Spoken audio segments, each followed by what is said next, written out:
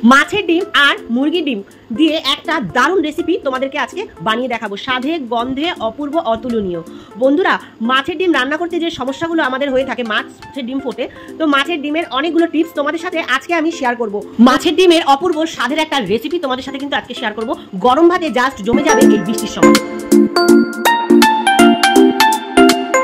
Hey guys, আসসালামু আলাইকুম। কেমন আছেন সবাই? আশা করি আল্লাহর রহমতে সবাই ভালো আছেন। আমিও অনেক বেশি ভালো আছি। চলে এসেছি আজকে কিন্তু ধামাকাদার একটা মাছের ডিমের রেসিপি নিয়ে। তো বন্ধুরা, মাছের ডিম রান্না করতে গিয়ে ফুটে যায়, কাদের কাদের এই দুর্ঘটনাটা ঘটেছে। আমার কিন্তু আগে ঘটতো, যখন আমি প্রথম রান্না করা শিখেছিলাম তখন, কিন্তু এখন আর এই অসুবিধাটা হয় না। তোমাদের সাথে আজকে মাছের ডিমের একটা দারুণ রেসিপি এবং সাথে কিছু টিপস শেয়ার করব। দেখো, মাছের ডিম ফুটে যায় এই কারণে মাছের ডিম যখনই রান্না করবে তখন কিন্তু মাছের ডিমকে ভালো করে ধুয়ে আর জলটা ঝরিয়ে নিতে হবে, জল যেন এক ফোঁটাও না থাকে। আর তারপরে বন্ধুরা, এই মাছের ডিমকে ভালো করে কষলে এইভাবে একদম একটা ভর্তা টাইপের বানিয়ে নিতে হবে। আর তার সাথে আমি এখানে কি দেবো সেটা তোমাদেরকে বলি আগে।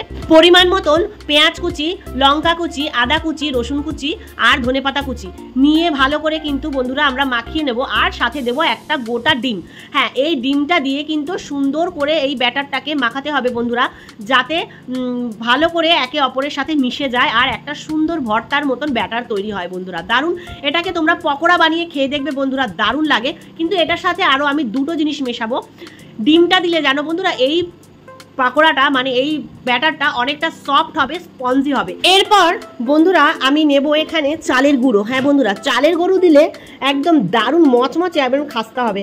আর এই চালের গুঁড়োর সাথে 2 চামচ চালের গুঁড়ো আর 2 চামচ বেসনের গুঁড়ো অবশ্যই নেবে বন্ধুরা।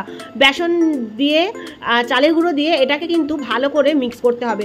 কিন্তু তার আগে বলে দিই বন্ধুরা, এই ডিমের বড়া খেলে ভীষণ গ্যাস হয় বন্ধুরা। সত্যি আমার তো খুবই গ্যাস হয়। তো গ্যাস হওয়ার কারণে কিন্তু এই বেকিং সোডা অবশ্যই তোমরা দিয়ে দেবে। এটাতে দুটো লাভ হবে। একটা হলো এটা একটু ভালো করে ফুলবে আর তারপরে গ্যাসটা অম্বলটা হবে না।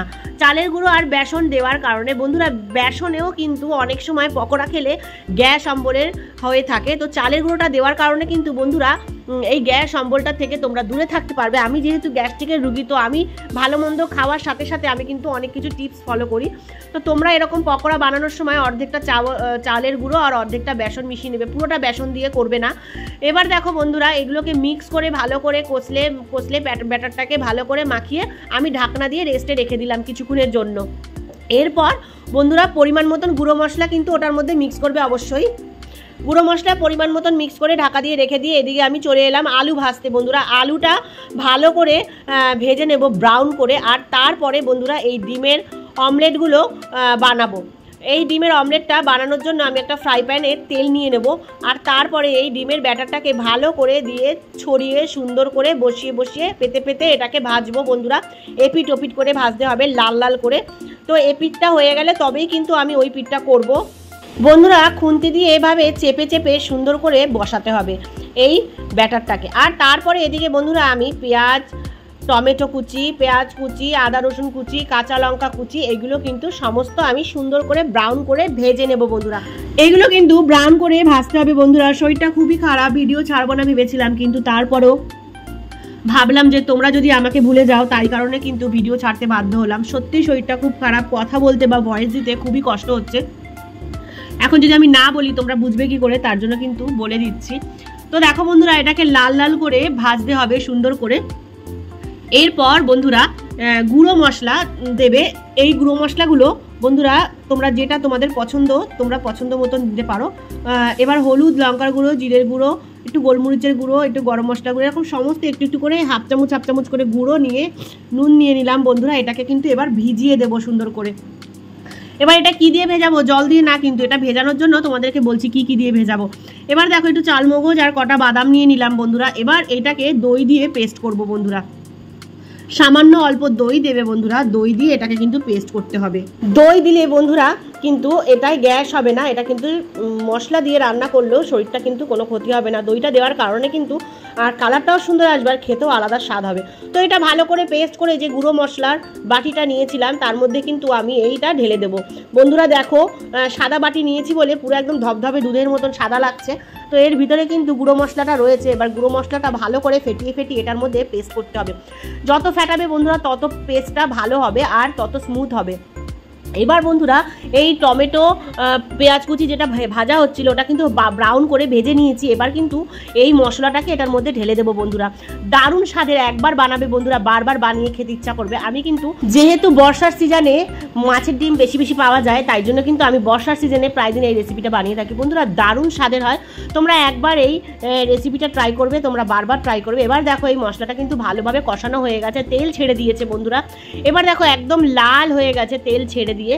জানি না কালারটা এরকম লাগছে কেন, আমার ফোনের প্রবলেম নাকি, কিন্তু সামনে থেকে কালারটা দারুণ ছিল। এবার দেখো বন্ধুরা আমি কিন্তু এটার মধ্যে নিয়ে নেব সামান্য গরম জল। বন্ধুরা যে কোনো রান্নায় গরম জল ব্যবহার করলে রান্নার স্বাদটা কিন্তু অনেকটাই বেড়ে যায়। আমাদের অনেক দিদিভাইরা ভিডিওতে দেখাও গরম জল দিয়ে রান্না করা। হ্যাঁ বন্ধুরা, আমিও গরম জল দিয়ে রান্না করে থাকি, তো তোমরা অনেকেই করো আমি দেখি ব্লগে। তো এবার গরম জল দিয়ে কিন্তু এটাকে ভালো করে ফুটিয়ে নেব। এবার দেখো বন্ধুরা এদিকে চলে যাব আমি অমলেটটা দেখার জন্য। ওটা ফুটতে থাকুক, ওটাকে আমি চাপা দিয়ে দিয়েছি। এবার দেখো এটাকে নিয়ে এসেছি বন্ধুরা ডিমের মামলেটটাকে উল্টানোর জন্য। দেখো এত শরীরটা খারাপ, এত দুর্বল লাগছে, আমার হাতে জোর পাচ্ছি না, তুলতে গিয়ে ভেঙেই গেল। তো যাই হোক, কোনো রকম যাবে তো পেটেই, শেপ করে খাই আর যেভাবেই খাই পেটে তো যাবেই। তো যাই হোক বন্ধুরা এটাকে আমি এবার নামিয়ে নেব, পিস পিস করে কাটবো। শরীরটা এত খারাপ লাগছিল বন্ধুরা, কালকে দাঁড়িয়ে দাঁড়িয়ে রান্না করব সেই শক্তিটা পাচ্ছিলাম না। এবার যাই হোক কোনো রকম তোমাদের সাথে দেখাচ্ছি কাটিং করব এটা কিভাবে। এবার দেখো একটা ট্রের মধ্যে নিয়ে আমি সুন্দর করে একদম বরফির মতন কেটে নেব। তোমরা যেরকম শেপে কাটবে, যার যেরকম শেপ ভালো লাগে সেই শেপে কেটে নেবে। এটা যেহেতু ভেঙে গেছে বন্ধুরা, তাই কোনো শেপ হবে না, যেমন তেমন শেপ হবে এটা। তো কি আর বলবো, কপাল খারাপ হলে যা হয়। এবার দেখো বন্ধুরা আমি কাটিং করে নিয়েছি। তোমরা কিন্তু এভাবে পকোড়া ভেজেও খেতে পারো, পকোড়াটা দারুণ লাগবে। আর আমি কিন্তু এইভাবেই ভেজে কতগুলো খেয়ে নিয়েছিলাম। মাছের ডিমের বড়া প্রায় দিন খেতাম, গ্যাস হতো, কিন্তু এইভাবে খেয়েছি কখনোই গ্যাস হয়নি।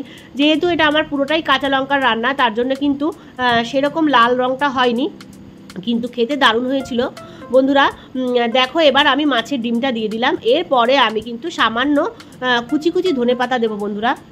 ধনেপাতা এখন পাওয়া যায় না সেরকম, গরম যেহেতু, তবুও এখন তো 12 মাসই ধনেপাতা সবজিওয়ালারা বিক্রি করে।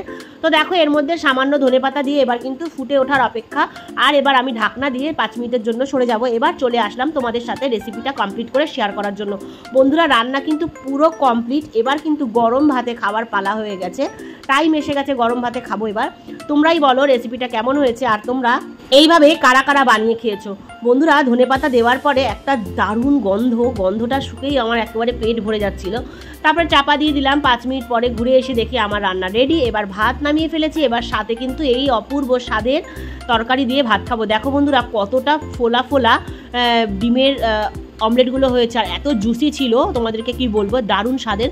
তোমরা একবার ট্রাই করো। এখনো পর্যন্ত যারা আমার সাথে আছো লাইক কমেন্ট করে পাশে থেকো। আল্লাহ হাফিজ।